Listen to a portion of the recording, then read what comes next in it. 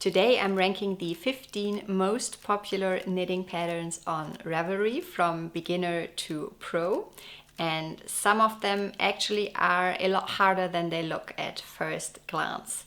I have knitted 6 of those myself. I've studied all 15 and I'm going to break down each pattern for you so that you know exactly how difficult the pattern is and which one matches your current skill level and which one might surprise you if you decide to cast it on. Ravelry has millions of knitting patterns, so it can be overwhelming to figure out which ones are actually beginner friendly. And once a pattern becomes super popular, it's so easy to assume that it must be easy, but that's not always the case. So today we are going to go all the way from level 1, which is beginner friendly and confidence building, all the way up to level 9, which is reserved for the most challenging pattern on the list. But first, let's have a look at all of the knitting patterns we are going to be ranking today. We have 3 shawl/neck accessories. All of them are from the Sophie line of Petite Knit, by the way. 2 sweaters and 1 top, 3 hats and 1 mitten pattern, 4 pairs of socks and a chicken. A really fun mix from garments to socks to accessories to chickens. Let's have a look and see where they actually fall on the difficulty scale. We are going to start with the classic ribbed hat by Pearl Soho, which is a free pattern and I would say a perfect knitting pattern for beginners, because if you know how to knit, purl, cast on, bind off and do some simple decreases, you can totally make this pattern. This is actually one pattern that I personally like to recommend when someone asks me for a beginner-friendly pattern, because I think it is repetitive in a good way. It gives you some confidence and also the gratification of being able to finish something somewhat quickly. In fact, I actually taught my daughter, who was 10 at the time, and 2 of her friends how to knit last year. And this is the pattern that they all knitted. So this is the hat that my daughter made. As you can see, it didn't turn out perfectly, but I think that is completely fine. She had so much fun to knit it and it was completely doable for her at 10 years old. So I would definitely say this is a great knitting pattern for beginners. In level 1 we also find the iconic Sophie Scarf by Petite Knit, and I think this is the pattern that can make you fall in love with knitting. You have those simple increases, some beautiful I-cord edges and a very intuitive rhythm. You can knit this while watching your favorite show and it always looks elegant. You're knitting back and forth all the time to achieve this very simple garter stitch fabric. This is a rather small scarf, so you also have the benefit of the instant gratification that you get when being able to finish this project rather quickly. And with more than 37,000 knitting projects on Ravelry for the Sophie Scarf, yarn and color inspiration is nearly endless. Next up we have the Sophie shawl, also by Petite Knit, and this follows exactly the same idea but on a larger scale, so you need a bit more persistence and knitting time to finish this knitting project. It's still approachable, but you'll need just a little bit more patience and awareness as the rows get longer. Level 3 is where we find our first pair of socks, the vanilla socks on Magic Loop by the Crazy Sock Lady. This is a wonderful first sock knitting pattern, I think. The Magic Loop technique looks intimidating at first, but once you get the hang of it, it's rhythmic and relaxing. And the heel turn is really the only challenge. This pattern comes with a full video tutorial here on YouTube, which I'm going to link for you in the description box along with everything else that I'm mentioning in this video. Next up we have the vanilla socks on 9-inch circulars, also by the Crazy Sock Lady, and this is exactly the same sock but knitted with a different technique. So this time she uses these very small 9-inch circulars, and this is a pair that I have here.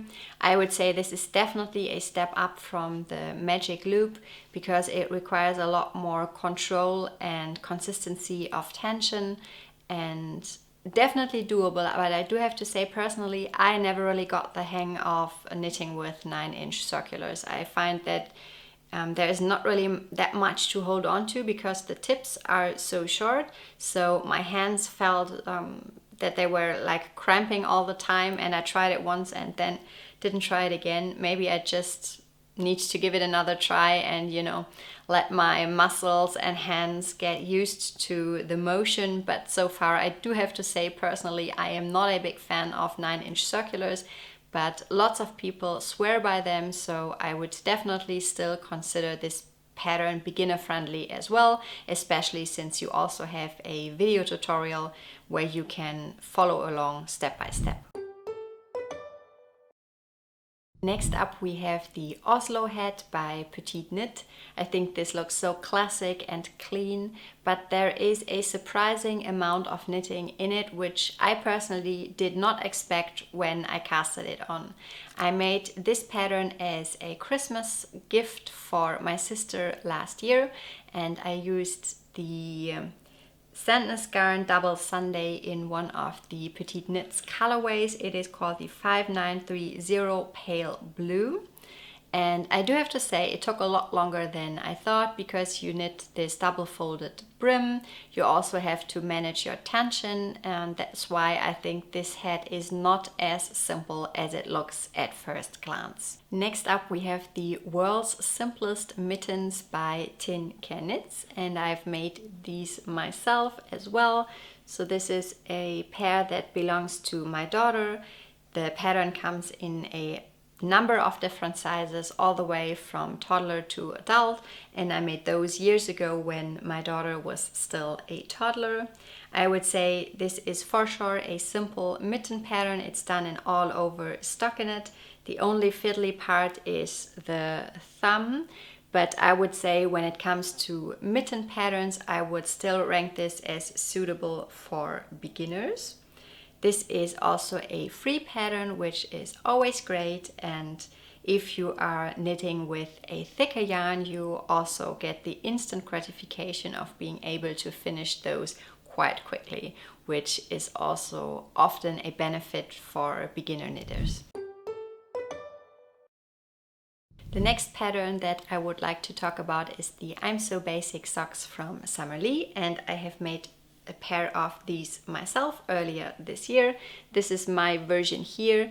I used only one colorway to knit the whole socks, as you can see here, but since the pattern is originally written to have contrasting heels, cuffs and toes, I ranked them in this category because I think this is a step up from the two patterns from the Crazy Sock Lady that we talked about previously. But overall, it's still a very simple sock knitting pattern. It's done in overall stockinette stitch, and I think it's completely doable. And also in level 5 we have the Hermione's Everyday Socks by Erika Lüder. This is a super popular sock knitting pattern, and I think for good reason. It's a free pattern which is amazing. It has this beautiful knit and purl texture, and I think those look just so lovely. In fact, this was the very first sock knitting pattern that I ever made, and I've made countless versions ever since, and here is one version that I wanted to show you. I made these with like a very simple undyed skein of yarn, and as you can see you have this beautiful knit purl texture all over the sock, and I think those are just lovely. I do consider them one step up from the I'm So Basic socks because you have the stitch pattern and you do have to pay a little bit of attention to the placement of the purl bumps on each round, but besides that it is still completely doable. We're now at level 6 and we are slowly moving into a bit more of intermediate territory with the Musselburgh hat by Isolde Teague. This is again a very popular pattern, and I recently made one myself, and I absolutely adore both the finished object and also the knitting process was quite enjoyable. This does require a cast on for the crown, which some people are a bit intimidated by, but let me tell you, after having done it recently, I think it's completely doable. And the cool thing about this hat is that it is a double folded hat, and you're basically knitting a very long tube and do a bind off at the crown here, and then you fold it in on itself so that you have this double layered fabric, and it's quite lovely. But it's really just the cast on here that is a bit fiddly. Once you are past it, you are just knitting miles and miles of stockinette because you're knitting this super long tube. And I think it's just a wonderful pattern, and I think it's not going to be the last Musselburgh hat that I have made. Let me see if I can fold it in on itself again while talking to you. Yeah. What else? Another great thing about this pattern is that you do not have to make a gauge swatch, because the hat itself serves as the gauge swatch. You just cast on and then you increase, and then once you have like a couple of centimeters or inches knitted, you measure your fabric, and then you can determine how wide the hat should be, and then you just knit, knit, knit, knit, and bind off at the end. So I think a very, very genius construction and a lovely pattern. And then there is the Sophie hood by Petite Knit. This one is still accessible, but compared to the Sophie scarf and shawl, it is definitely a step up. It's worked in one piece from tip to tip, and the hood is shaped using increases and decreases, and its back is sewn together at the end. All little steps that require attention, but overall still very doable and so beautiful, I think. In level 7 we have the Sabai top by Susanne Müller, also known as Paula Strickt, and the Sabai top is one of those patterns that looks very clean and simple at first glance, but really requires precision and knowing what to do in order to make it look that clean and elegant. You'll need even tension, neat edges, and confidence working flat. It's not difficult, but it does ask for precision. The pattern comes with two different versions, one with ribbed borders, and there's also a second version that's completely done in stockinette stitch. Next up is the Step by Step sweater by Florence Miller. I think this is a great pattern if you have never knitted a sweater before, or if you are just not feeling that confident with your sweater knitting yet. And the great thing about this pattern is that it comes with a full-blown video tutorial here on YouTube that I'm going to link for you, so that you can really follow along step by step while you're knitting your version of the sweater. The Step by Step sweater is a simple raglan sweater that has a relaxed fit and two options for the neckline. It's approachable, but you still need to follow the shaping carefully. Nothing is extremely hard, but it is a true full-blown garment, and the construction does matter. In level 8 we have a pattern that did surprise me, the Emotional Support Chicken by Annette Corsino. I mean, it looks super cute, that's for sure, but I mean, it's a chicken after all. How did this pattern become so popular? The description on the Ravelry project page is also very sweet, I do have to say. It says, "Life is hard. We all need a chicken to make it all better. You can create your own magical comfort chicken that doesn't need a permit to always be with you. It is lovable and huggable, and you don't even have to feed it to love you back." It definitely looks whimsical and adorable, but you really have to know what you are doing in order to be able to knit this pattern. You have to be comfortable with decreasing, increasing, color changing, shaping, soft sculpting. So there is a lot going on for this chicken pattern. And finally, in level 9, we have the iconic Ranunculus by Midori Hirose. I have to admit, this pattern fooled me the first time I looked at it. At first glance, it does look rather simple, but once you really get into it, you'll see that there is a whole list of techniques you'll have to know how to do. It contains short row shaping, a lace pattern, a circular yoke construction, and also a loose gauge that shows every inconsistency. It's absolutely stunning and completely worth it, I think, but it really deserves this top spot. And that is our full ranking from level 1 all the way up to level 9. I really hope that this list helps you choose your next knitting project with confidence. And I would love to know in the comments, have you knitted any of these patterns yet? And how was your experience? I would really like to know.